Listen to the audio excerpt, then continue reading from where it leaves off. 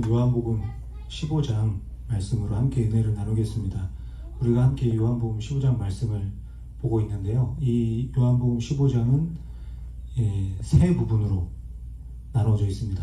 1절부터 11절, 12절부터 17절, 그리고 18절부터 27절까지 이렇게 세 부분으로 나누어져 있는 것을 볼 수가 있습니다. 1절부터 11절은요, 예수님이 나는 참 포도나무이다 이렇게 말씀하시면서 시작을 합니다. 아버지는 농부이고 우리는 가지라고 또 이야기를 하시죠. 그러면서 여기서 하시고 싶은 이야기가 무엇이냐면 예수님과 나의 관계를 말씀하기를 원하시는 것입니다. 나무에서 가지가 떨어지면 살 수가 없는 것처럼 예수님과 우리의 관계도 뗄래야 뗄 수 없는 관계라고 말씀하고 있는 것이죠. 그 중에서도 5절 뒷부분을 보시면 나를 떠나서는 너희가 아무것도 할 수 없다 이렇게 말씀하고 있습니다. 우리는 예수님에게서 떨어져서는 살 수 없다라는 것을 예수님이 말씀을 하고 있습니다. 두 번째 단락은 12절부터 17절인데요. 여기에서는 예수님께 붙어있는 자들이 다른 성도와 또는 다른 이웃과 함께 어떻게 살아가야 하는지를 말씀하고 있습니다. 성도나 이웃과 나의 관계를 말씀하고 있는 것이죠. 어떻게 살라고 말씀하시냐면 17절 말씀을 보시면 서로 사랑하라 이렇게 말씀하고 있습니다. 성도와 이웃 그리고 나와의 관계를 말씀하고 있습니다. 저와 여러분은 이 우주에서 아주 작은 존재죠. 티끌말도 못한 그런 존재입니다. 그런데 하나님께서 이 작은 저와 여러분을 선택해 주시고 불러주셨습니다. 왜 그러셨겠습니까? 하나님이 우리와 함께 서로 사랑하기 위해서 불러주시고 선택을 해주셨습니다. 하나님께 받은 사랑을 또 다른 사람에게 흘려보내라고 우리에게 먼저 사랑을 베풀어 주신 것이죠. 내가 가지고 있는 경험과 기준으로 다른 사람을 판단하고 비교하면서 살지 말고 사랑하면서 살라고 말하는 겁니다. 우리가 서로 사랑하는 이유는 분명하죠. 예수님이 나를 아무런 조건 없이 사랑해 주셨기 때문입니다. 나를 판단하지 않고 나를 무시하지 않고 십자가의 사랑으로 항상 함께 해주시고 인도해 주시기 때문입니다. 그렇기 때문에 우리도 성도와 이웃을 사랑하며 살라고 하시는 거죠. 여기까지가 요한복음 15장 첫 번째와 두 번째 단락에서 기록하고 있는 말씀입니다. 그리고 오늘 우리가 함께 읽은 요한복음 15장 18절부터 마지막까지 세 번째 단락을 볼 수가 있습니다. 세 번째 단락에서는 어떤 것을 말씀하고 있을까요? 세상과 나의 관계를 말하고 있습니다. 15장 18절 앞부분을 보면 세상이 너희를 이렇게 말씀하고 있습니다. 여기서 너희는 누구냐면요, 저와 여러분처럼 예수님께 붙어서 살아가는 사람들을 말하고 있습니다. 나뭇가지가 포도나무에 붙어 있으면 포도 열매가 당연히 열리듯이 예수님께 붙어 사는 사람들은 당연하게 성령의 열매를 맺게 되는 거죠. 성령의 열매는 예수님의 성품이고 예수님의 삶을 말하는 겁니다. 그러니까 저와 여러분이 예수님께 붙어 있으면 예수님이 생각나는 그런 삶을 살게 되는 거죠. 다시 말하면 예수님을 닮은 사람이고 우리는 그런 사람들을 지금 성도, 크리스찬이라고 부르고 있습니다. 그리고 세상은 무엇을 말하는 걸까요? 교회 문을 열고 밖으로 나가면 보이는 이 모든 것을 세상이라고 말하는 것이 아닙니다. 우리가 다니고 있는 직장이나 학교 또 가정을 세상이라고 말하는 게 아니죠. 성경에서 말하는 세상은 하나님을 인정하지 않는 곳, 하나님이 없다고 믿고 살아가는 그런 사람을 세상이다 이렇게 말하고 있습니다. 나뭇가지가 포도나무에서 떨어져 나가면 살아있는 걸까요? 죽은 걸까요? 잎사귀가 붙어있고 꽃이 피어있어도 그 나뭇가지는 죽은 나뭇가지입니다.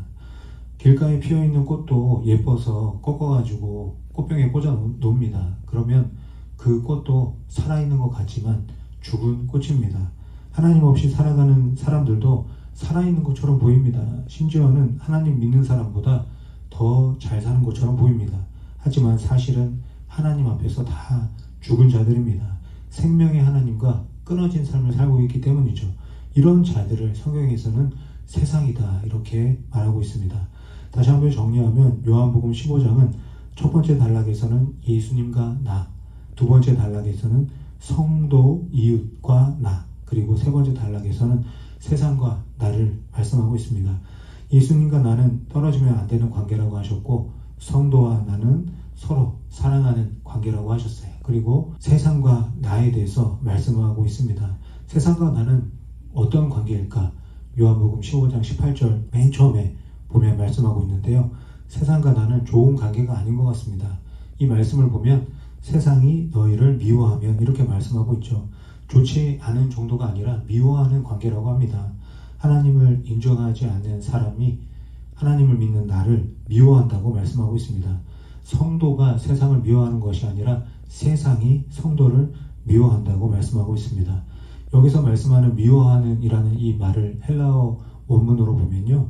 보통 미워하는 것이 아닙니다. 죽이고 싶을 만큼 미워하는 이라고 표현을 하고 있습니다. 우리가 이 세상에 함께 사는 것 사이좋게 지내면 좋을 텐데 왜 이렇게 죽이고 싶은 그런 미움을 가지게 된 것일까요? 이 시대적 배경을 보면 알 수가 있습니다. 2000년 전에 로마는 많은 나라를 식민지로 정복하고 로마 황제를 신으로 섬기라고 했습니다.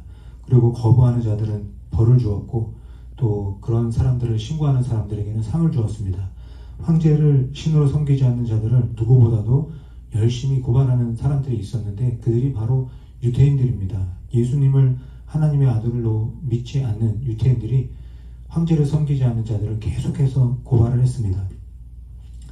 왜 이렇게 열심히 고발을 했을까요? 크리스찬들이 로마 황제를 섬기지 않아서 크리스찬이 아닌 유대인들에게 피해가 있을까봐 이렇게 열심히 고발을 한 겁니다. 그러니 예수님을 거부한 유대인들은 크리스찬들을 너무나 싫어하고 미워한다는 것을 알 수가 있죠.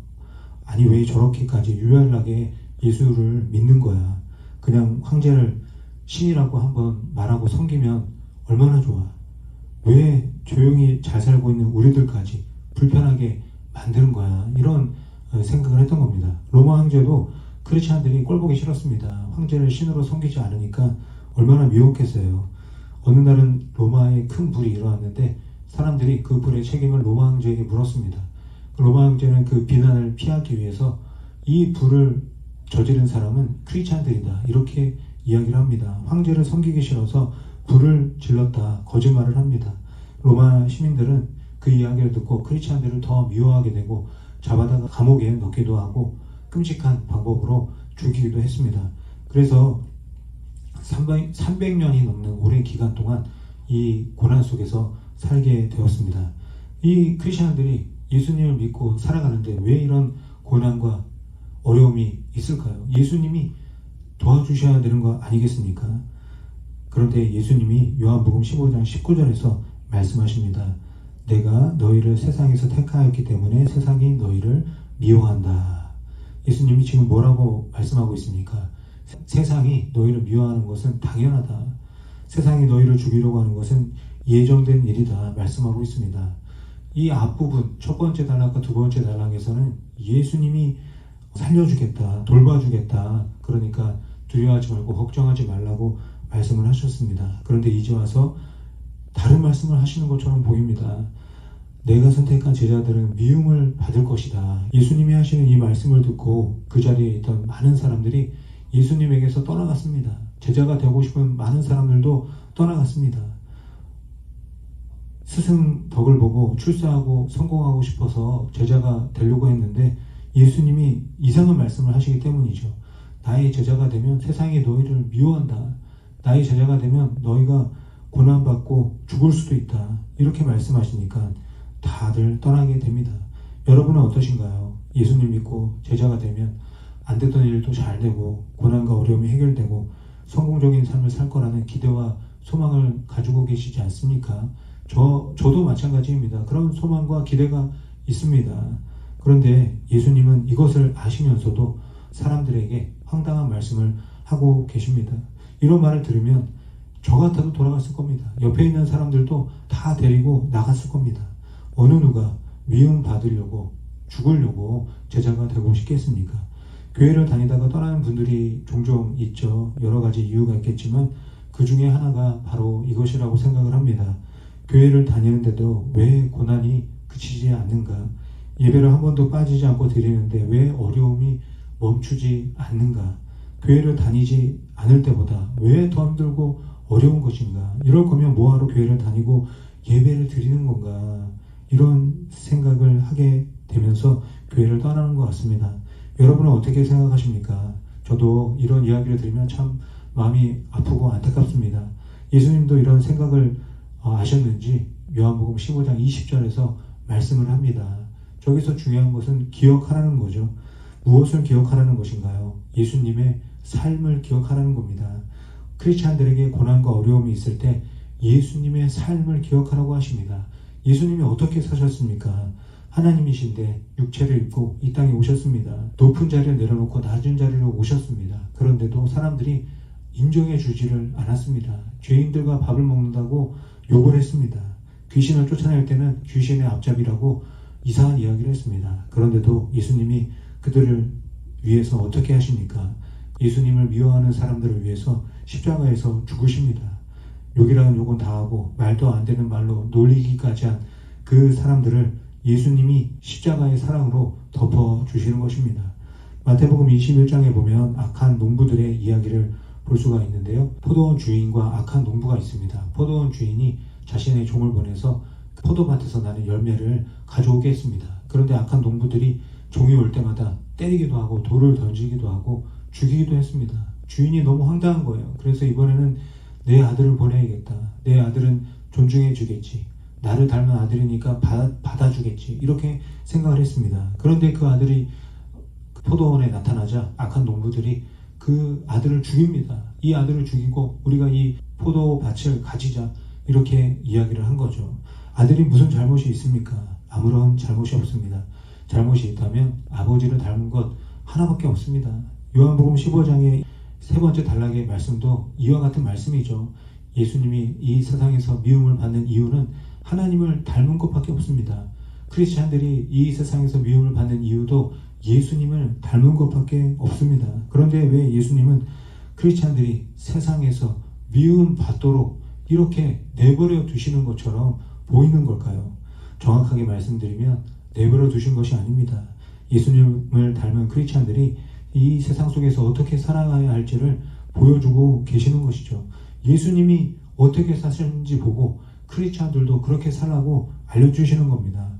하늘나라에서 가장 높으신 예수님이 이 세상에서 가장 낮은 곳으로 오셨습니다.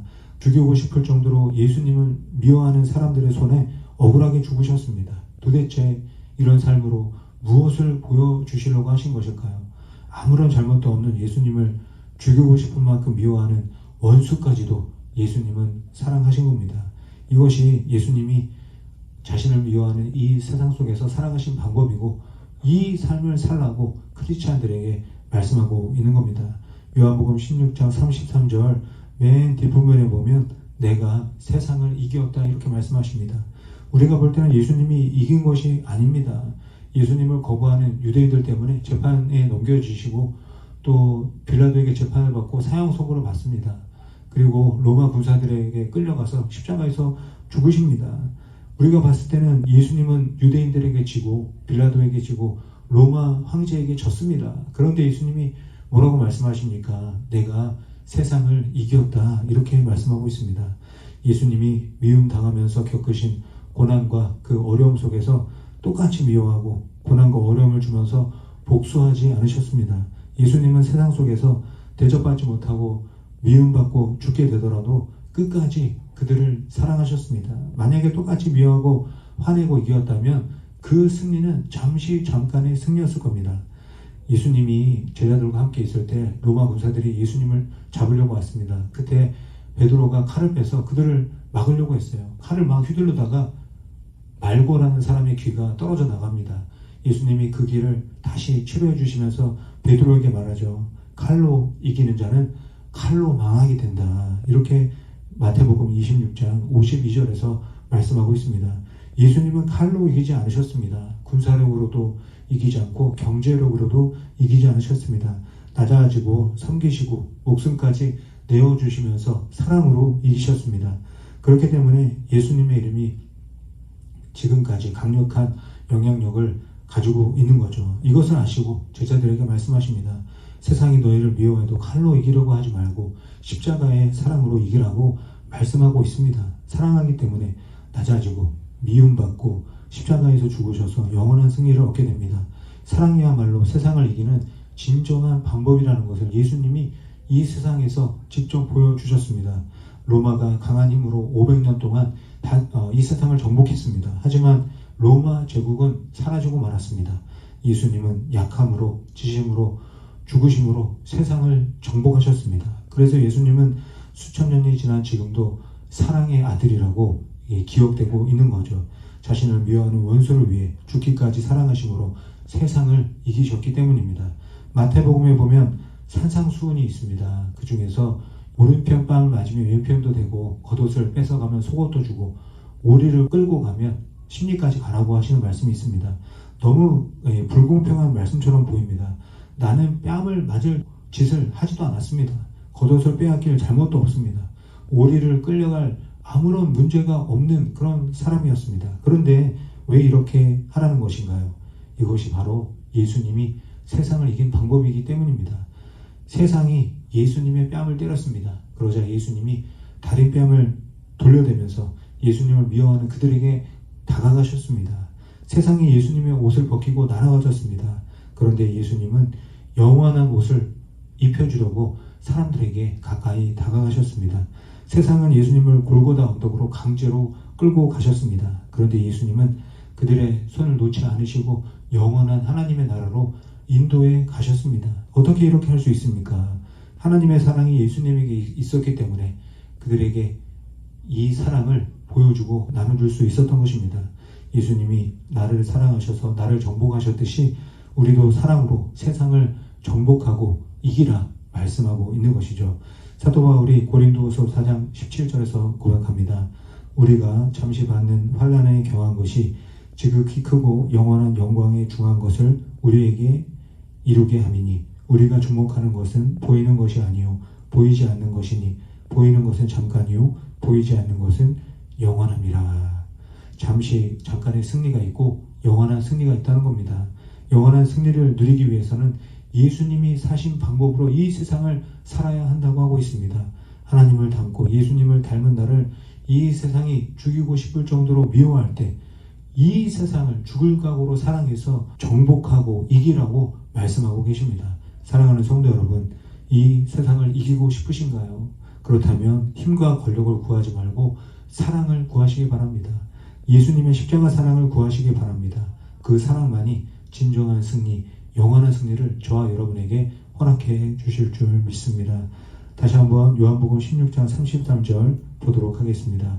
이것을 너희에게 이르는 것은 너희로 내 안에서 평안을 누리게 하려 함이라. 세상에서는 너희가 환난을 당하나 담대하라. 내가 세상을 이겼노라. 저와 여러분이 십자가의 사랑 때문에 예수님 앞에 무릎 꿇고 진정한 승리를 얻게 되었습니다. 이제는 저와 여러분이 모든 사람들을 사랑으로 정복해서 이 세상 모든 사람들이 십자가의 사랑 앞에 무릎 꿇고 항복하고 세상을 이기신 예수님과 함께 진정한 승리를 누리게 만드는 사랑의 통로가 되시기를 예수님의 이름으로 간절히 축원드립니다.